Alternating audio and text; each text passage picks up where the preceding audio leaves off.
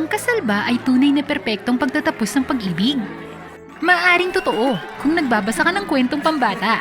Matapos dumaan sa maraming pagsubok sa huli, ang prinsesa at ang prinsipe ay mabubuhay ng maligaya magpakailanman at nagsara na ang kurtina. Ngunit hindi yun ang nangyari sa kwento ngayon. Bitawan mo ko!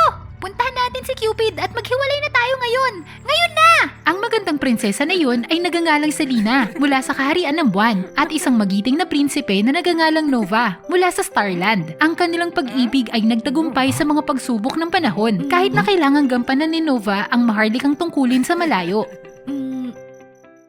Inilaan niya ang kanyang sarili upang paikliin ang distansya sa pagitan nila. Magaling, Nova! Binabati kita sa pagkumpleto ng iyong tungkulin.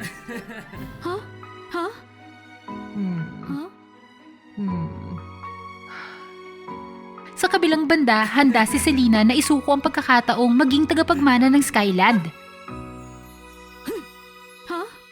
Para tanggapin ang alok na kasal ni Nova. Pareho silang walang kamalay-malay na ang pag-ibig kahit na inalagaan ng maraming taon ng sakripisyo at pagsisikap ay hindi sapat upang mapanatili ang kaligayahan. Matapos ang 5 taong pagsasama, nagpasya ang prinsesa ng buwan at prinsipeng Bituin na maghiwalay ng landas. Pero bakit kailangan nating maghiwalay ng landas? Sa huling pagkakataon ngayong buwan, gusto mong pumunta sa Skyland. Delikado dun, may ligaw na Pegasus at kidlat na nakatago sa ulap. Naintindihan ko na mapanganib ito, Selina. Ngunit ito'y kapanapanabik din. Puprotektahan kita. Hindi! Natatakot ako sa mapanganib na paglalakbay na yun. Napag-alaman na ang mahiyain na prinsesa ay gusto lang na mapayapang buhay, habang ang kanyang asawa ay gusto nang maglakbay sa malawak na kalangitan.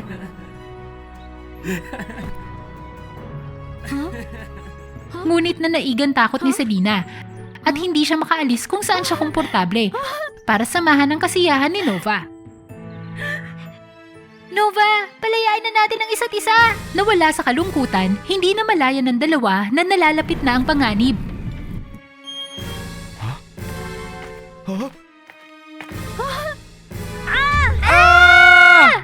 Selina! Pumili ka, nako! Hindi makapaniwala sa nakita. Natagpuan ni Selina ang sarili na itinulak pabalik sa nakalipas na 5 taon. Sa araw na nagpasya siyang hindi pumunta sa Skyland at tanggapin ang alok ni Nova. Kung bibigyan siya ng pangalawang pagkakataon, siya'y pupunta ako sa Skyland! Samantala, ang malakas sa pagsabog ay nagdala kay Nova sa hinaharap ng 5 taon. Papa! Hindi siya makapaniwala na sa hinaharap siya ang naging pinuno ng tagaprotektang hukbo. Ngunit ang pakikipagsapalaran ay nagpalungkot sa kanya. Biglang naunawaan ni Nova ang kanyang pagnanais ng kapayapaan kasama ang kanyang mga mahal sa buhay. Pagkatapos ng maraming kahirapan, muli nilang nakasama ang kanilang pamilya at isang bagong misyon ang dumating. Agarang balita! Ito si Monolith, ang tagapag-alaga ng batong itim na butas ng Colossus. Patawad, pero may malaking nangyari.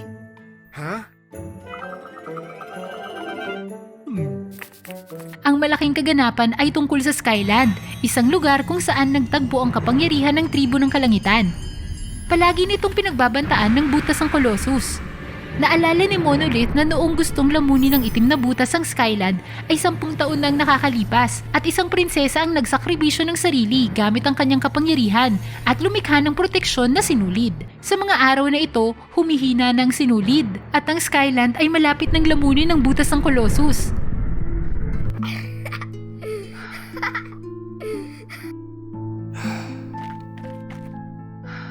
Pupunta tayo sa Skyland! Kahit na ilang araw na silang nandito, si Selina, ang prinsesa ng buwan, ay nag-aalinlangan at naglibot lang sa isla kung saan nakatago ang kapangyarihan ng kanyang bayan. Hinahabol ang mainit na ilaw. Bigla-bigla, may bulalakaw na dumating sa kung saan. Hindi! Selina, marami akong narinig tungkol sa'yo. Ako si Monolith. Masigasig na ninais ni Monolith na ilibot siya sa Skyland. Ngunit ang mahiyain na prinsesa ay hindi pumayag. Hindi! Sige na, hindi lahat ay pwedeng pumunta dito. Ang mga salitang iyon ay nagpaalala kay Selena kay Nova. Isang araw, pupunta ako sa Skyland. Bigla rin niyang gustong maranasan ang pakikipagsapalaran na ninanais ng asawa. Hindi pala mabangis ang malaking Pegasus. At ang mga ulap pala ay hindi laging puno ng kidlat o nasusunog na sinag ng araw. Sila ay malambot at mahiwaga. Ito na pala ang kaligayahang laging sinasabi ni Nova. Sa pagbabalik tanaw, napagtanto niyang hindi siya gustong iwan ni Nova. Gusto lang niyang libutin ang napakagandang langit na ito kasama si Selena. Nova, patawad! Ngunit tulad ng pag-aalala ni Selena, kasama ang kagalakan, ang bawat pakikipagsapalaran ay laging may nakakubling panganib. Kumapit ka sa akin!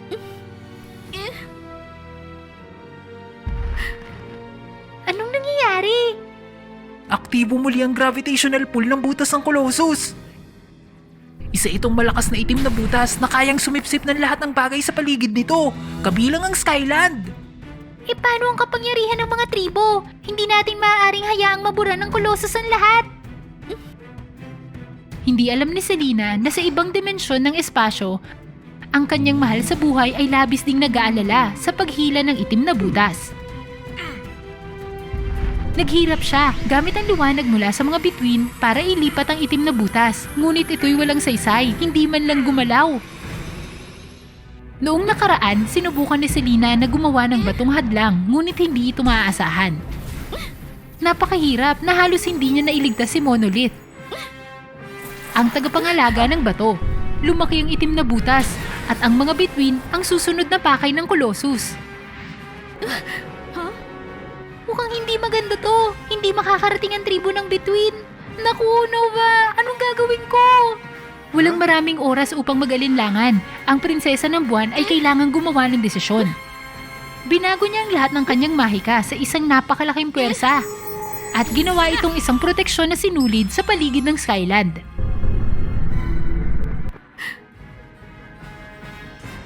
Nova, mahal kita.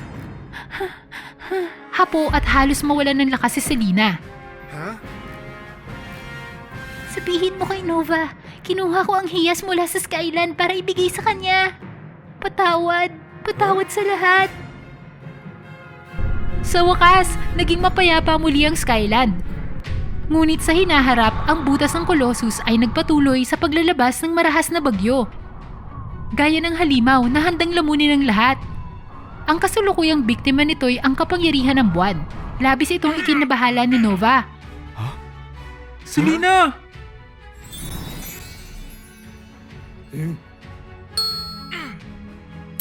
Si Nova ay gumawa ng desisyon at inilagay ang lahat ng kanyang lakas sa pagtawag sa mga bituin sa paligid ng Skyland. Sa kanyang utos, nagtipon sila at bumuo ng kulungan na nakapalibot sa itim na butas.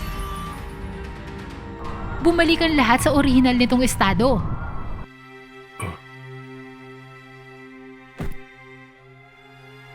Dalhin mo to sa asawa ko. Sabihin mo sa kanya na mahal ko siya. Patawad. Kaya sa dalawang dimensyon ng kalawakan, nawala ang prinsesa ng buwan at prinsipe ng bituin sa pagdurusa sa taong bato, si Monolith. Napakagandang kwento ng pag-ibig. Nakipagtulungan pala si Monolith kay Cupid. Ayaw masaksihan ni Cupid ang paghihiwalay ng mag-asawa sa panghihinayang. Kaya kasama ang Diyos ng panahon si Kronos at panaginip na Diyos si Morpheus at ang taong bato si Monolith, lumikha sila ng perpektong plano. Ibinalik ni Kronos si Selena sa nakaraan para subukang papuntahin sa mga kawili-wiling lugar na napalampas niya. Sa kabilang banda, si Morpheus ay naghabi ng panaginip para sa kaluluwa ni Nova para tirhan. Ang tanawin ay isang ilusyon, ngunit ang mga iniisip at emosyon ay sa kanya. Selena! Nagising si Nova habang kausap pa rin ni Selena ang dakilang diyosa. Gagantimpalaan kita ng pagkakataong maipanganak muli. Manatili ka dito at pamunuan ng Skyland. Ako eh. Nagdadalawang isip ka ba? Hindi ba't lagi kang natatakot sa panganib sa labas? Manatili ka dito. Ang mapayapang lugar na ito ay magpapasaya sa'yo. Mula kay Cupid, alam ni Nova ang tungkol sa pakikipagkita ng kanyang asawa sa kataas-taasang diyosa. Kung pipiliin ni Selena na manatili doon, paano kung hindi na niya ako kailangan? Naku hindi, ang sama ko. Kung gayon, ikay maging malaya. Di ba pangarap mo yan? Para maging malaya sa paglibot sa kung saan, nang hindi nababahala ukol sa gusto ng iyong asawa. Hindi, Monolith, walang kwenta ang paglalakbay kung wala siya. Ano man ang maging desisyon ni Selena, muli niyang ipagpapatuloy ang kanyang pag-ibig. Nova!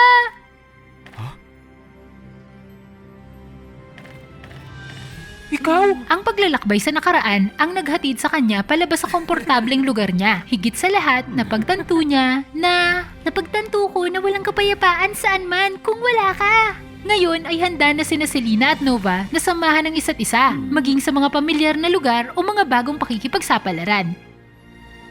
Sa kanilang kwento, ang kasal ay hindi ang perpektong pagtatapos ng pag-ibig. Ang pag-ibig ay mahabang paglalakbay, at ang dalawang tao ay magsasaya sa paglalakbay, kasama ng pag-uunawa at pagbabahagi.